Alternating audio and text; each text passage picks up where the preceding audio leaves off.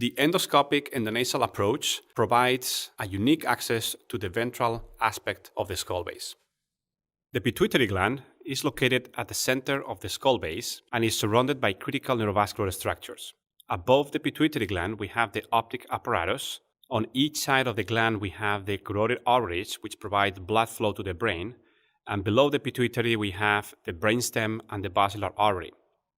Tumors can arise from within the pituitary gland and then grow upwards to compress the optic apparatus, or they can grow to each side to invade the cavernous sinus. There are many other tumors that can arise in this area, above the pituitary gland, below, or inside the cavernous sinus. Here we can see a side view of the patient's head, and we can identify the location of the pituitary gland at the base of the skull and deep into the nasal cavity. Here we can zoom in and see the relationship of the pituitary gland with the sphenoid sinus, again at the deepest point of the sinonasal cavity and at the base of the skull.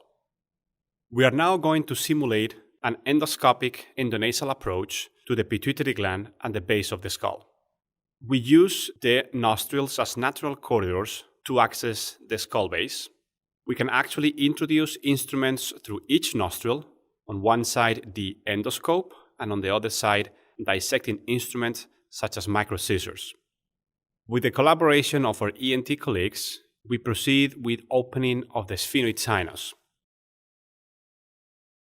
This gives us access to the posterior wall of the sphenoid sinus, where we can identify the prominence of the pituitary gland, carotid arteries, cavernous sinus, and optic nerves.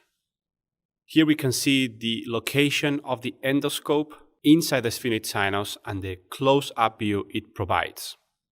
We use a high-speed drill to carefully remove the bone that covers the pituitary gland.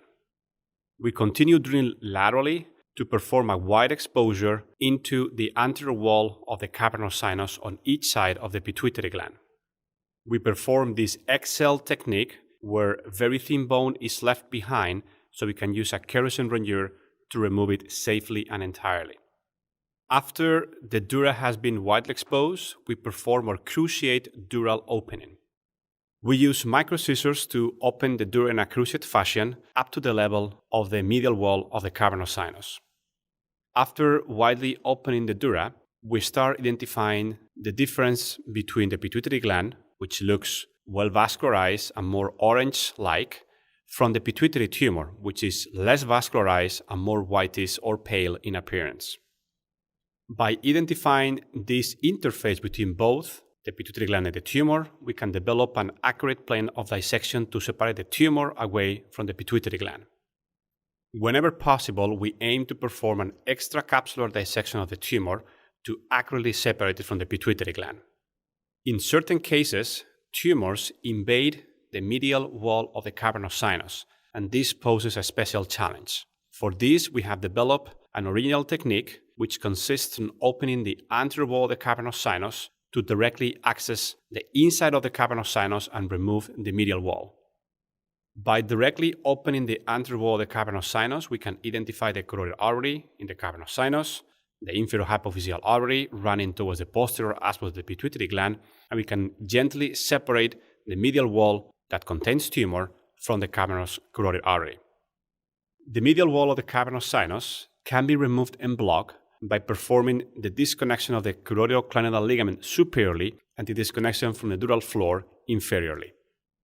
During this process, it is important to identify and typically coagulate and transect the inferior hypophyseal artery. At the end, we can achieve a complete tumor resection, including a complete removal of the medial wall of the cavernous sinus, which makes significant difference in patients' outcome, especially for functional pituitary tumors. As a conclusion, the endoscopic endonasal approach allows us to perform complete tumor removal with excellent preservation of the pituitary gland function secondary to the superior visualization provided by the endoscope.